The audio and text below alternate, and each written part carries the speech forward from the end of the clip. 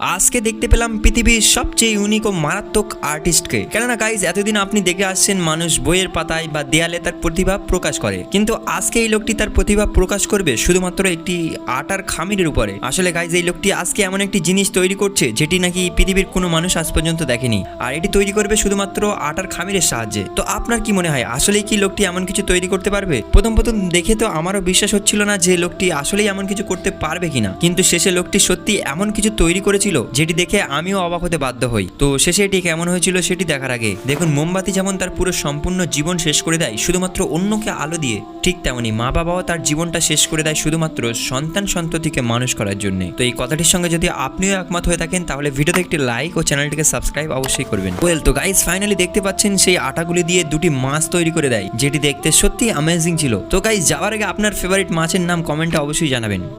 আজকে দেখতে পেলাম পৃথিবীর সবচেয়ে ইউনিক ও মারাত্মক